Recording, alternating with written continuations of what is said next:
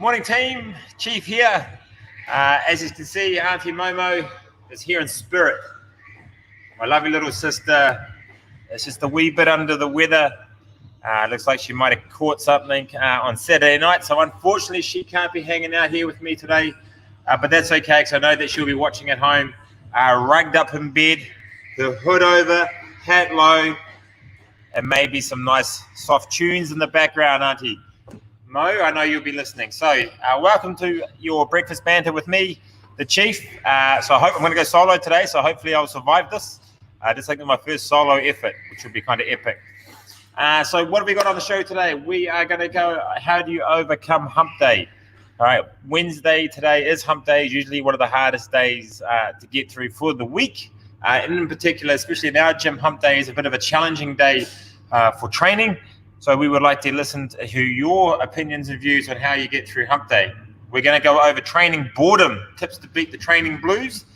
Middle of the year, generally you will see people start to taper off a little bit of their training. So we're going to give you some tips and tricks about how to overcome that and get through that. And lastly, the RX Debrief team. My boys and girls met with the guys from KillcliffNZ.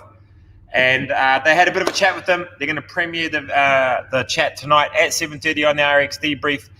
So I will give you a little bit of a taste tip on how that went, and then make sure that you guys go and check them out, and also some of the cool little things that they've got coming up. So that's us today. Make sure you leave comments and suggestions about how I should run the show by myself.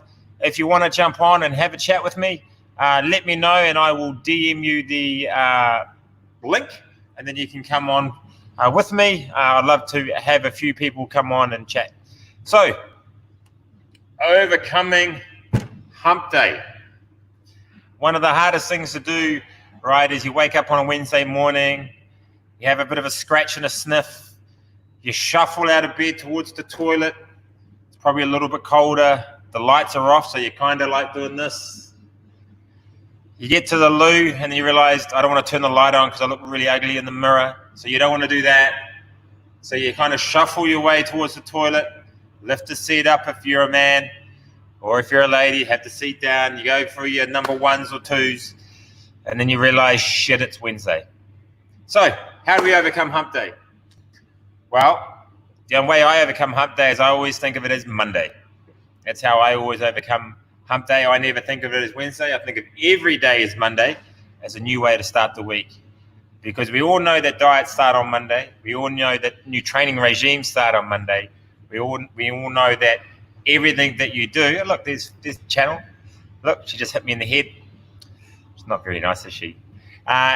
We all know that everything that you decide to do starts on a Monday. So instead of thinking Tuesday is Tuesday, Wednesday is Wednesday, I always think of Wednesday as Monday. It means it's a nice fresh day for me to start the week. So that's how I get through it.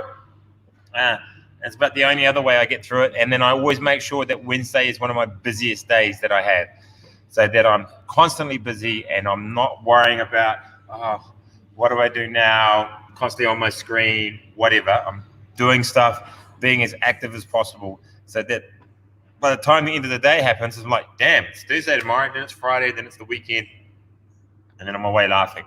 So that's how I navigate getting through here. It does get kind of tough sometimes, especially if you're a little bit under the weather like Auntie Mo, because I know for her, she would much rather be hanging out with me or being on the show.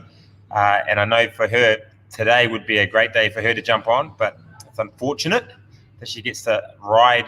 I get to ride solo.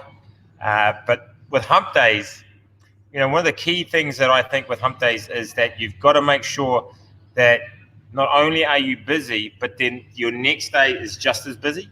So then you ride right through it, and before you know it, it's Friday. So that's how I get through it.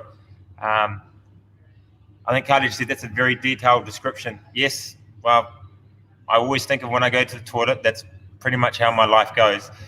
I roll out, I shuffle, I don't turn the light on because I don't want to look at myself. I actually shower 9 times out of 10 without the light on. Who else does that? I think Levi does that as well. Yeah, so I generally shower without the light on, because it's just, I don't want to see myself butt naked first thing in the morning. It's not the most pleasant experience. So I have that off. And I would imagine most of you guys do that probably secretly as well and not tell anyone. So, all right. Next one we're going to go through is training boredom. And this is something I kind of wanted to get into pretty quickly because as a coach and being in the fitness industry for so long, you generally see that around about May to July is when there's generally like a drop in attendance to classes. Generally motivation drops because it's winter, it's cold, you don't want to get up early in the morning to go to training, or you don't want to after work at 5:30, the last thing you want to do is go to training after spending a long day inside the office, it's cold outside, all the rest of it. So what I want to do is I want to give you 3 tips about how to get over the training boredom. Tip 1, all right, so tip 1 is change up your routine. So if you are always a morning person, so say from January through to May, you've always been Monday, Wednesday, Thursday, Friday at 6 a.m. you go and do class, or you go to the gym, or you go for a run, or you do something like that. You'll generally start to find that when you get to winter, it's starting to be like a bit Groundhog Day. Switch it. So you might decide to go, okay, I want to do Monday, Wednesday in the morning, but I'm going to do Tuesday, Thursday in the evening. What that does is just breaks up a routine and it forces you into a new style of way of doing things, which keeps it a little bit fresher. Sometimes having, when you do that, you'll be exposed to a different coaching.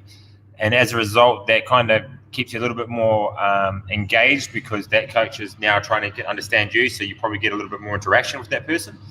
So that's tip 1, right, is changing up the routine. Routine is amazing, but changing it up every few months to allow it to create a new routine, a new change, just kind of heightens your ability to enjoy training more often than not.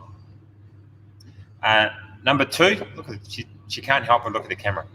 Number 2 is set yourself an end of the year goal. All right, most people don't do year goals. They don't go, by November I want to look like this, or by November I want to do this. There's very few of us that do that. What I would suggest is that at the start of the year, you generally make like a 12 to 16 week goal. You're kind of like, I want to lift this, or I want to get to this, or I want to do this. Yes, Carly, lunchtime is a great time to train, especially on Tuesdays and Thursdays. So, when you set yourself small achievable targets, like a 12 to 16 week goal, what that does is that if you do that in January, by April, you've set that goal and that's when you want to achieve it. So from April, you then make a goal to August. That kind of guides you through that really humpy, crappy period of winter so that you've got something to get up for and train. It's really hard to just get up and train for no apparent reason. There are people that can do that and they're really epic, but at the same time, it's quite hard to do that as well. So setting yourself small, achievable tasks and goals to do is awesome. What we do at the gym here is every 16 weeks, we do test week, or like kind of test fortnight. It kind of got interrupted with COVID, so we've pushed it out to August. So a lot of our guys now are ramping up to test. And that will then guide them through into November when we'll retest again. So that's kind of something to think about when it comes to overcoming some of the training blues, is set yourself a small, achievable task or goal to attempt and achieve at that period. Lastly, and this probably goes back to Jenna's little comment, having a partner that turns up to work out. Oh my God! So if you can see that one over there, see that little person right here? Channel, come over here and explain. What did you do today? Me and Jenna said we'd do the endurance one. Oh no, speak up, no one can hear you. Me and Gemma said we'd do the endurance one at 7, and I was meant to come to talk, but then I had the day off, so I didn't feel the need to wake up that early. So I just turned off my alarm and I was like, I'll wake up myself. But then my phone fell to the side of my bed, so I didn't have it handy to constantly check the time. When I realized it was the morning because the light was shining through, it was 7:15. And Jenna stayed, missed talk because she was going to do the class with you. I know, I feel awful. And then she didn't do the class, and she was like, well, I'm not staying around because I'm not doing it by myself. I never do that. That's the first time. So poor Jenna had to do it all by herself. I'm sorry, Jenna. Hey, I came and did the workout, if that counts. But that comes down to the third point, is make sure you have a good training partner. This is the first time I've ever done something like this for someone. That's true. Love you, Jenna. I'll make it up to you. You know what? We should make you do some jelly beans. No, that's gross ass. I can't. I have to drink free juice. Maybe we'll do that soon, Jenna, as a bit of a punishment. Yeah, see, poor Jenna. See? I'm sorry, Jenna. Yeah, naughty, man. Naughty. But yes, have a training partner. That definitely helps. Hump day, fam. Yeah, have your happy hump day.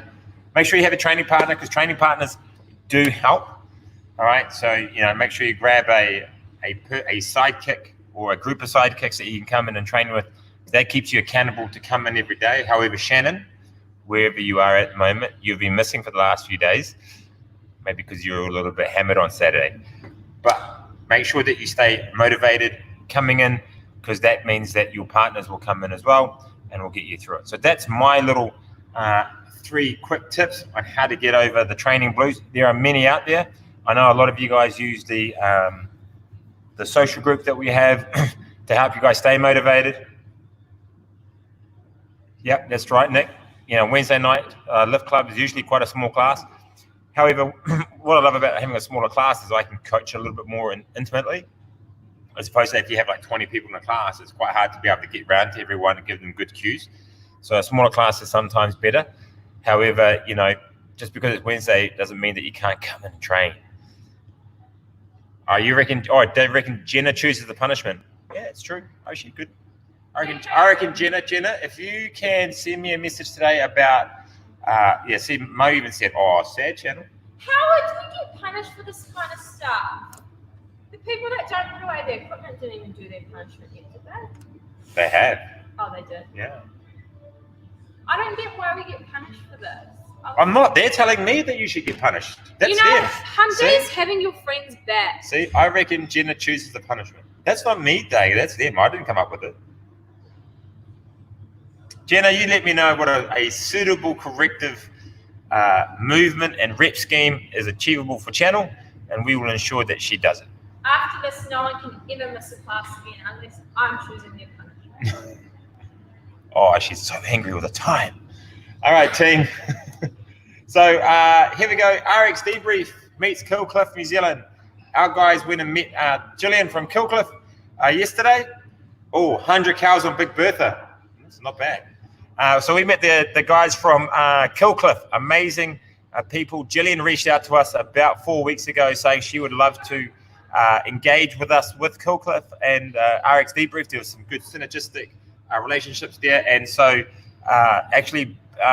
the producer, Ben, I think, came up with the idea to actually just go down and meet them. So the guys interviewed them live yesterday on through StreamYard, which is what we've got now. In the future, and it won't be too far off, we're going to do a roadie down to Te Aroha where they are based. They've actually got a small, dedicated kind of boutique CrossFit gym called Hard Work Pays Off. And it's basically 4 members. It's the family, basically. And anyone can go down there. All the Killcliff athletes go down there and they can train as much as they want. And we're going to go down there. We're going to have a bit of a throwdown. So what the guys spoke about, I believe, is that they talked about why they got into Killcliff, why they got the training, why they brought the brand into New Zealand, all of that good stuff. So and it's really important that this time that we started to support local businesses. Killcliff New Zealand is a local business. Yes, it's an international brand, but it's a bunch of Kiwis that are bringing it in. So make sure that you go and support that. We're going to have all the links in the YouTube so that you can go and support them, like their page. And if you get an opportunity to have a crack at a Killcliff, do so. They're quite nice. I'm actually going to try their Ignite pre-workout because I have an incredibly hard dumbbell workout to achieve in about 15 minutes. And my sole goal is to beat Sammy. That's my goal. I want to beat him, which very rarely happens. But I think I've got her on this one. So that was Killcliff, and the guys had a really good chat. It's about 20 or so minutes long, so it's not a long one, but it's going to be packed full of good stuff. And I know the guys are super stoked, and we can't wait to go down and train with them, Julian and the crew. So what we're going to do is we're going to finish off is the Auntie Mo. Hopefully you've got the quote book at home. If you want to send through a quote in the comments, if not, just let me know, and then I'll come up with something via my phone. All right, and I will figure something out on the fly, like I can sometimes do. But send us through the quote. Otherwise, team, this week, especially within the classes, we've got some pretty hairy workouts coming up tomorrow. So make sure that you fuel up, you get all your fuel inside you. Make sure you stretch and mobilize. Remember, mobility is at 11 o'clock on Zoom, or you can come into class so we can have a good stretch out before next week, before the Thursday and Friday sessions. Oh, and there's Tilly. Oh, bless. All right, so motivation quote Wednesday. Here we go. Da-da-da-da-da. Just when you want your internet to be faster, it doesn't. Probably helps if I actually spell motivation correctly. Motivation quote. All right, crew, here we go. No, it's just really bad internet service. All right, here we go, team. Here's one of my favorite ones. When life hands you lemons, ask for tequila and salt. Have a good day, team. Oh, here you go. Auntie Mo put it there. Fear is that little dark room where negatives are developed. That is effing true, dude. Thank you, Auntie Mo. Still supporting us from the lovely pages of her quote book in bed. Look after yourself, team. Be good. Be nice. We'll see you all tomorrow. Adios.